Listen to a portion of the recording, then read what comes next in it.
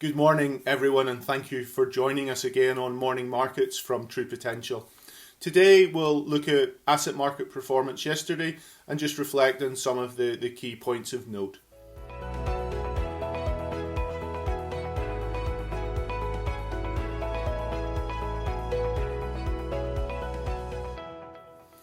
So just looking then firstly at the equity market performance from yesterday, bit of a divergence in performance across the globe really. We had a strong performance as we touched on in the Asia Pacific region yesterday, up about 1.5%. We rolled into Europe and we had pretty marginally weaker performance both in the UK and also in the Eurozone.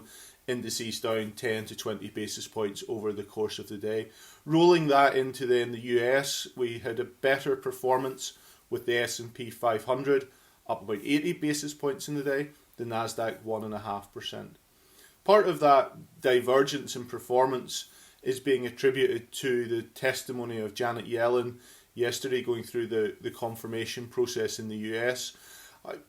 I'd probably argue that there maybe wasn't very much new news in that, in the sense that we know the Democratic Party have set out an agenda that comes to about $1.9 trillion of an additional fiscal support and stimulus measures.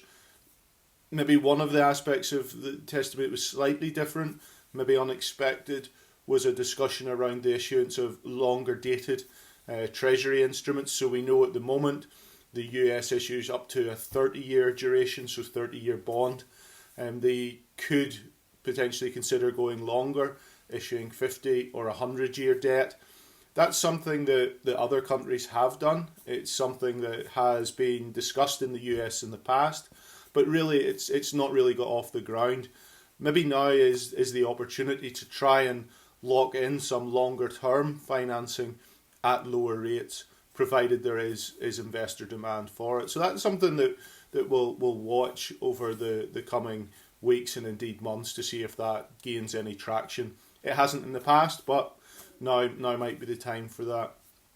Just looking at bond markets yesterday at a sovereign level, nothing really to report there. We did see the 10-year come in ever so slightly in the US, 30-year moved out slightly. So overall, that Treasury yield curve did steepen a bit more in the US, but nothing untoward or something that's different to what we've been discussing over recent weeks. Currency markets, again, a bit of dollar weakness, but again, that's part of that longer term trend that we've seen over recent months as well. Just touching on a couple of the points from yesterday with the ZEW survey in Germany still improving and pointing to a robust picture there, particularly around export-related activity. And that does speak to the strength of the German manufacturing economy.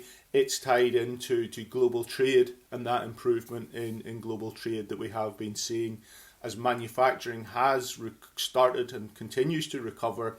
We're just not seeing that in services for the very obvious reasons. We also mentioned yesterday the Italian political situation. That moved through with the Senate vote marginally in favour of the incumbent. So that at least averts a political issue for Italy to deal with at this point in time, which is a good thing. So we can move on from that point. Also just wanted to touch on a couple of results that were released overnight and yesterday in the US. US banks are among those first to report, and we had another two yesterday, both Goldman Sachs and Bank of America, reporting good results, reporting a resumption in share buybacks, etc. But we did, like those banks that reported on Friday, we did see a negative or a marginally negative share price reaction following the results release. I think there was one point I just wanted to mention just in the Bank of America statement, and I'll just read this out. It's from the chief executive. In the fourth quarter, we continue to see signs of a recovery led by increased consumer spending, stabilising loan demand by our commercial customers, and strong markets and investing activity. So there we can take a sense of that neatly encapsulates that improvement in the US economy and the improvement as it's fed into the banks as well. The other company is Netflix. We're all very familiar with that in terms of what it does.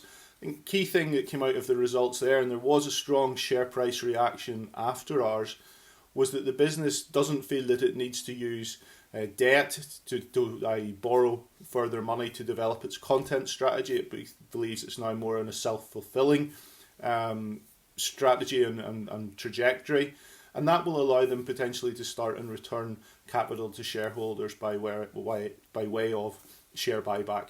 So again, a change there and a positive reaction to that overnight. Just then looking at Asia, what would you see there? Well, we knew we had the PBOC, the People's Bank of China interest rate decision. That came through, no changes expected. That just speaks to that ongoing improvement that we've discussed several times in the Chinese economy over recent months as it's bottomed out and recovered both in manufacturing but also laterally on the services side of things. That's it for today. Please do subscribe on our YouTube channel, and we look forward to seeing you again tomorrow. Many thanks. Subscribing to True Potential YouTube channel is quick and easy. Simply go to your YouTube app on your phone, type in True Potential and press the red subscribe option. You'll then be notified as and when new videos are released.